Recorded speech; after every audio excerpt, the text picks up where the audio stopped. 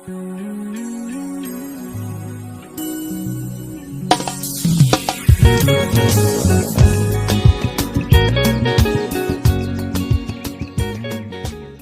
vie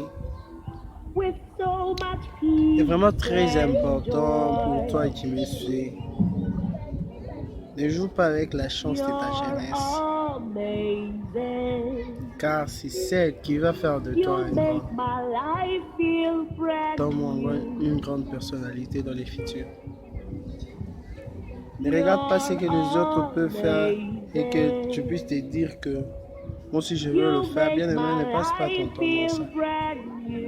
Sache que la vie a son commencement et sa fin. Celui qui reste éternel, c'est Dieu. Mais toi,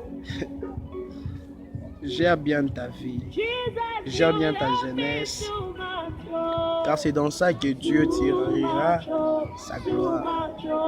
Ne fais pas du n'importe quoi dans ta jeunesse pour qu'à la fin que tu te dises que je ne sais pas pourquoi est-ce que je souffre. Non, parce qu'on te dit ne pêche pas. Mais n'arrête pas de pécher parce qu'on te dit que tu vas entrer aux cieux. Là c'est faux. Arrête de pécher parce que tu as une belle destinée. Arrête de pécher parce que le péché va empêcher que la gloire de Dieu puisse apparaître dans ta vie. N'arrête pas de pécher parce que je vais manquer le ciel. Non, bien aimé, je mérite te dire une chose. Dieu n'a pas besoin de ceux qui abandonnent les péchés parce qu'ils vont entrer dans son royaume. Non. Dieu a besoin de ces gens-là qui ne pêchent pas parce qu'ils sont conscients de leur vie et de ce qu'ils doivent faire dans cette génération. Sois pas cet homme-là. J'arrête la vie de copinage parce que tu vas manquer le ciel. Ah non, bien aimé. Arrête cette vie parce que ça va te mettre en retard pour préparer ta vie maritale. Arrête cette vie parce que ça va t'amener à vivre une vie vraiment qui n'est pas égale à ce que tu as prévu. Sers Dieu bien. Ne le sers pas parce qu'il va te donner des choses. Non, mais Dieu n'a pas besoin de tout ça. Dieu a besoin de cet homme qui dit je sers Dieu parce qu'il est mon Père. Je le sers, je n'ai pas besoin de recevoir des avantages, mais j'ai besoin juste que je lui rende service. Pas parce qu'il va me donner, pas parce qu'il va me payer, mais parce que je l'aime. Sois cet homme-là. Et tu iras très loin avec Dieu. Le Seigneur t'aime. Mais le Seigneur ne veut pas que tu puisses vivre dans l'hypocrisie. Dans une certaine hypocrisie en disant si je pêche, je vais rater le ciel. Non. L'Éternel a besoin de cet homme-là qui ne vit pas l'hypocrisie, mais la personne qui vit et la personne se dit en lui-même, je ne pêche pas parce que j'ai une grande destinée. Je suis un homme de grande destinée. Je suis appelé à faire de grandes choses. Je ne vole pas parce que si je me mets à voler, je serai distrait, je n'aurai pas le temps à réfléchir sur ma destinée. Soit cet homme-là qui voit loin, qui travaille sa vie. N'abandonne pas des choses parce que tu vas manquer le ciel, parce que tu vas rater le ciel. Bien aimé, c'est pas ça. C'est pas ça. Dieu n'attend pas de toi ça. Oh, j'abandonne parce que je veux. Non.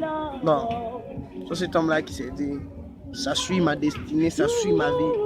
Je ne le fais plus parce que ça me met dans des distractions. Je ne le fais plus parce que avec ça, je ne saurais pas bien réaliser de grandes choses avec Dieu.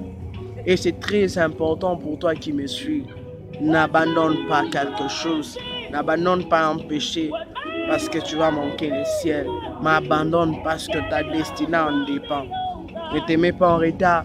Certaines personnes, lorsqu'ils se sont mis dans leur vie, se sont dit, oh, si je peux abandonner ça. Non, bien aimé, tu sais quoi? L'Éternel ne regarde pas ce que tu fais. Ça ne l'intéresse pas. Mais tu sais, ce qui intéresse Dieu, c'est toi seul. Toi seul. Tu vis dans l'impudicité. Toi, tu penses que l'Éternel a quelque chose à gagner dans ton impudicité? Non. C'est justement, il te dit, abandonne pour que tu puisses préparer ta vie. Mais toi, tu te dis, oh, pour le royaume de Dieu. Non. Dieu n'aime pas les hypocrites. Tu abandonnes pour hériter son royaume. Tu ne vas pas entrer. Mais Dieu a besoin des hommes justes, des hommes corrects. Des hommes corrects dont les personnes lui disent, j'ai toujours aimé des personnes qui ont toujours dit, je ne peux pas abandonner ça. C'est jusqu'à la fin. Et lorsque cette personne-là peut parvenir à abandonner, donc il te dit, je ne peux plus le faire parce que ça ne fait plus partie de ma vie. Regardez de ces gens-là qui ont été des féticheurs. Ils ont abandonné leur fétiche. Ces personnes n'aspirent jamais à retourner dans ça. Mais toi, tu as menti. Regarde maintenant, tu es dans l'église, mais tu vis l'impudicité. Tu es dans l'église, tu vis n'importe quoi. Et puis je te dis que tu es enfant de Dieu. C'est faux et archi faux. Que Dieu te bénisse. Prends conscience de ta vie et suis le Seigneur comme il le veut. Et tu vas vivre sa gloire. Reçois et sois béni. C'était bien votre frère, votre enfant, Jérémie le donne le lieu de l'Éternel. À bientôt encore pour une nouvelle vidéo.